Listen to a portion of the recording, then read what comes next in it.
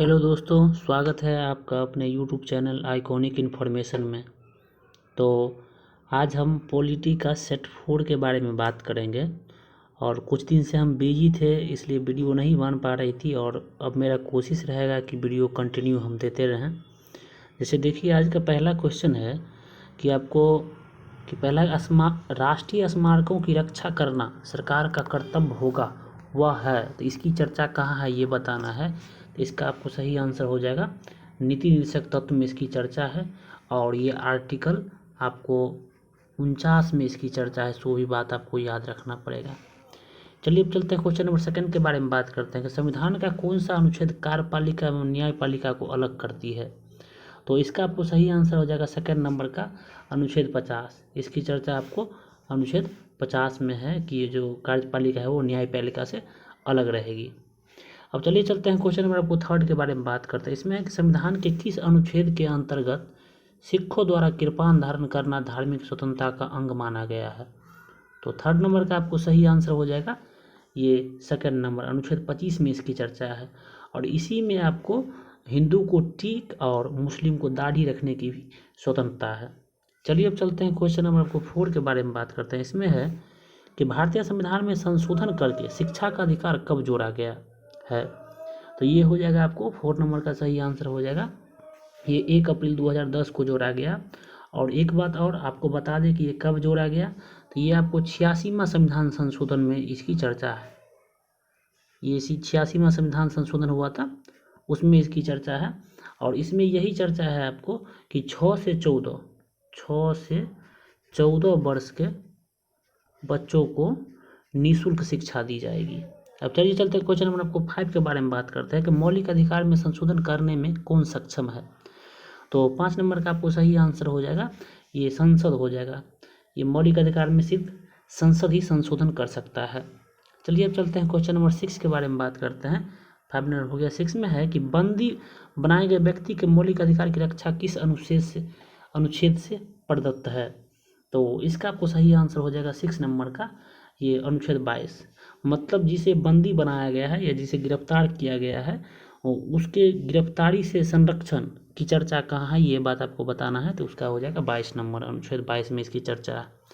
चलिए चलते हैं भारतीय संविधान में सम्मिलित नीति निर्देशक तत्व की प्रेरणा हमें किस संविधान से प्राप्त हुई है। तो इसका आपको सही आंसर हो जाएगा 7 नंबर का ये आयरलैंड हो जाएगा। और ये एक बात और आपको बता दें कि आयरलैंड भी खुद ही नहीं बनाया था, इसने स्पेन के संविधान से लिया गया था। स्पेन से आयरलैंड जो है ये स्पेन से लिया था। और इसकी चर्चा आपको भाग 4 में है नीति निर्देशक तत्व की, ये बात भी आपको याद रखना है। चलिए अब चलते हैं क्वेश्चन नंबर 8 के बारे में बात करते हैं कि भारत में निम्नलिखित में से किसके अंतर्गत पंचायती राज प्रणाली की व्यवस्था की गई है। तो 8 नंबर का आपको सही आंसर हो जाएगा ये राज्य के नीति निर्देशक तत्व में इसकी चर्चा है पंचायती राज के बारे में, जो कि आपको आर्टिकल 40 में है। ये बात भी आपको याद रखना है, आर्टिकल 40 में पंचायती राज के बारे में चर्चा किया गया। चलिए चलते हैं क्वेश्चन नंबर 9 के बारे में बात करते हैं। इसमें भारतीय संविधान के किस अनुच्छेद में राज्य के नीति निर्देशक तत्व का उल्लेख है। तो 9 नंबर का आपको सही आंसर हो जाएगा ये बताना है कि नीति निर्देशक तत्व का कितने से कितने अनुच्छेद के बीच चर्चा है।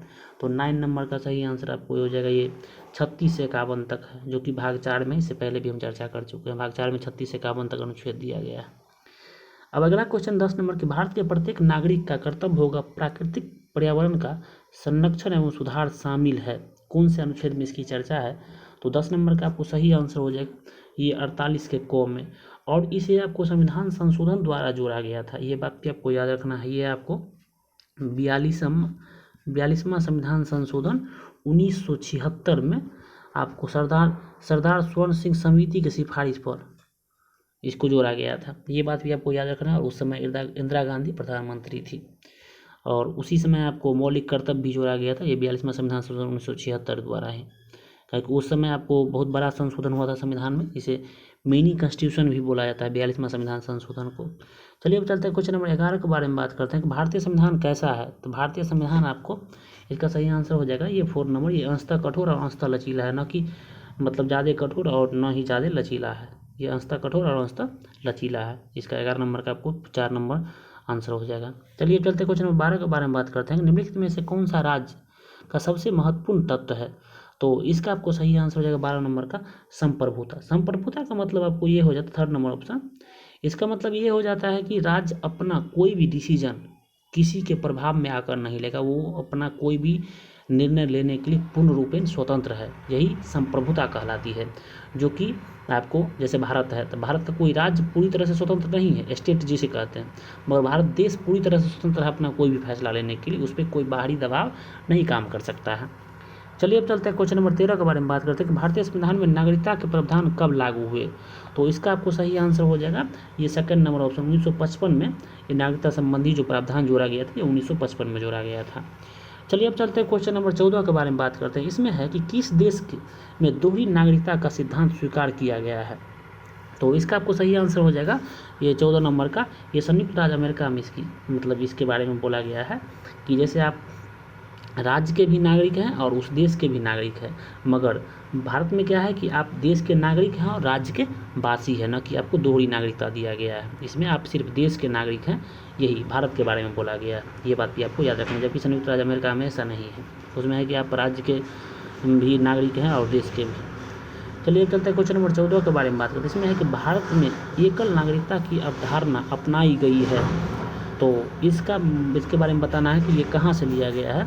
तो इसका आपको 15 नंबर का सही आंसर हो जाएगा इंग्लैंड, ये 3rd नंबर ऑप्शन है, यही इसका सही आंसर हो जाएगा। अब जैसे अगला है 16 नंबर क्वेश्चन, इसमें है कि संपत्ति के मौलिक अधिकार को कब समाप्त किया गया?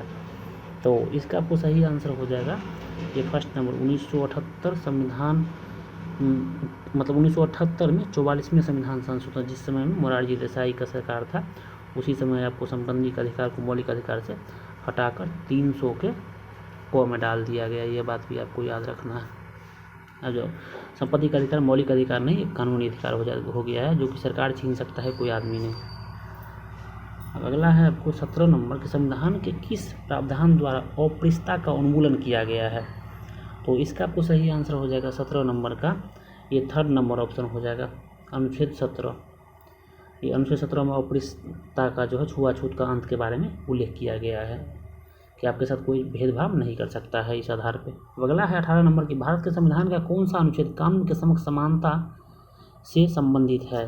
तो 18 नंबर का आपको सही आंसर हो जाएगा ये 18 नंबर, ये 3rd नंबर ऑप्शन हो जाएगा। ये 14 अनुच्छेद 14 में इसकी चर्चा है कि कानून के सामने आप सब समान है, इसमें किसी के साथ कोई भी तरह का भेदभाव नहीं होगा, न लिंग आधार पे, न जन्म के आधार पे, न जाति के आधार पे, इस तरह का कोई भेदभाव आपके साथ नहीं किया जाएगा। जो उचित होगा वही आपके पक्ष में या चाहे आपके विरोध में डिसीजन दिया जाएगा। भारतीय संविधान का कौन सा अनुच्छेद भारत की विदेश नीति से संबंधित है? तो 19 नंबर का आपको सही आंसर हो जाएगा ये अनुच्छेद 51 में इसकी चर्चा है, 19 का हो जाएगा ये 4 नंबर ऑप्शन। 1951 में इसकी चर्चा है कि मान लीजिए विश्व शांति की चर्चा इसमें किया गया है कि आखिर विश्व के साथ किसके साथ कैसा रिलेशन रखा जाएगा भारत को, इसके बारे में चर्चा उसमें किया गया अनुच्छेद 51 में। चलिए अब चलते हैं क्वेश्चन नंबर 20 के बारे में। इसमें है कि कल्याणकारी राज्य की संकल्पना का समावेश भारत के संविधान में है, तो ये कहाँ है वो बताना है। तो इसमें आप दे सकते हैं जैसे 20 नंबर का सही आंसर हो जाएगा आपको ये राज्य के नीति निर्देशक तत्व, ये 1st नंबर कल्याणकारी राज्य की संकल्पना का समावेशन है। उसके बाद अगला क्वेश्चन है 21 नंबर, निम्नलिखित में से कौन सा नीति निर्देशक तत्व है? तो ये बताना है कि इस 4 में आपको कौन सा ऐसा है जो नीति निर्देशक एक तत्व है और बाद बाकी वो उसमें उसकी चर्चा नहीं है। तो 21 नंबर का आपको सही आंसर हो जाएगा ये समान नागरिक संहिता हो जाएगा। ये आपको जैसे प्रेस की स्वतंत्रता ये 19 में है, धर्म की स्वतंत्रता ये भी आपको मौलिक अधिकार हो गया, विधि के समक्ष समानता ये भी मौलिक अधिकार हो गया, जबकि ये 11 नंबर समान नागरिक संहिता ये नीति निर्देशक तत्व हो गया। चलिए चलते हैं क्वेश्चन नंबर 22 के बारे में बात करते हैं। इसमें है कि समान कार्य के लिए समान वेतन भारत के संविधान में सुनिश्चित किए गए हैं, ये इसकी चर्चा कहाँ है? तो 22 नंबर का आपको सही आंसर हो जाएगा ये 2nd नंबर ऑप्शन, राज्य के नीति निर्देशक सिद्धांत का अंग है, इसी में इसका चर्चा किया गया है कि समान कार्य के लिए समान वेतन दिया जाएगा, इसकी चर्चा संविधान में है जो कि नीति निर्देशक तत्व में है। उसके बाद है 23 नंबर, राज्य के नीति निर्देशक सिद्धांत एक ऐसा चेक है जो बैंक की सुविधा अनुसार अदा किया जाता है, किसने कहा था? तो इसके बारे में आपको के.टी. शाह ने कहा था, जो कि 4 नंबर ऑप्शन में है, ये 4 नंबर ऑप्शन इसका सही हो जाएगा के.टी. शाह। चलिए अब चलते हैं क्वेश्चन नंबर 24 के बारे में बात करते हैं। नीति निर्देशक सिद्धांत है, तो नीति निर्देशक सिद्धांत क्या है तो वो बताना है। तो ये आपको बात योग्य नहीं है, मतलब इस पर आप बहस नहीं कर सकते। अगर नीति निर्देशक तत्व में जो भी चर्चा है उसके हिसाब से, उसके अकॉर्डिंग अगर आपको कोई लाभ नहीं मिल रहा है तो आप इसके आधार पे सुप्रीम कोर्ट में जाके ब्लेम नहीं कर सकते हमें ये सुविधा नहीं दिया जा रहा है। ये सरकार अपने सुविधा अनुसार देगा, न कि आपके सुविधा अनुसार। अब अगला क्वेश्चन है जैसे, और एक बात और इसमें जैसे है कि ये जो है इसकी चर्चा आपको स्पष्ट कर दिया गया है अनुच्छेद 37 में। ये नीति निषेध बाद योग नहीं है, ये आपको आर्टिकल 37 में इसकी चर्चा है, ये बात भी आपको याद रखना है। चलिए अब चलते क्वेश्चन नंबर अगला है 25 नंबर, भारतीय संविधान में कितने मौलिक कर्तव्य है।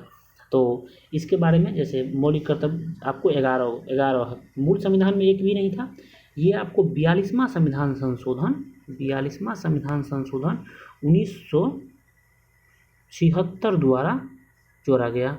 1976 द्वारा ये शुरू में 10 ही जोड़ा गया और उसके बाद फिर आपको 86वां संविधान संशोधन द्वारा 11वां जोड़ा गया था। 10 आपको 42वां में और 11वां जो है ये आपको 2002 में जोड़ा गया था, जो कि इसमें है कि 6 से 14 वर्ष के बच्चों को निःशुल्क शिक्षा दिया जाएगा। ये बात भी आपको याद रखना, हो सकता है ये अलग हो तो ये पूछ लिया जाए कि 46वां संविधान संशोधन में क्या हुआ था। तो ये आपको 6 से 14 वर्ष के बच्चों को निःशुल्क शिक्षा दिया जाएगा, मतलब शुरू में 42वां में 10 था, उसके बाद 86वां संविधान संशोधन में 11वां मौलिक कर्तव्य जोड़ा गया था, जो कि ये आपको इंदिरा गांधी के सरकार के समय में जोड़ा गया था। और 42वां संविधान संशोधन बहुत लंबा था, इसलिए उसे मिनी कॉन्स्टिट्यूशन भी बोला जाता है। और ये आज की वीडियो का लास्ट क्वेश्चन है, तो प्लीज़ आप इस चैनल को सब्सक्राइब कर लीजिए, अपने दोस्तों के साथ शेयर कीजिए। धन्यवाद, मिलते हैं नेक्स्ट वीडियो में। Thanks for watching us.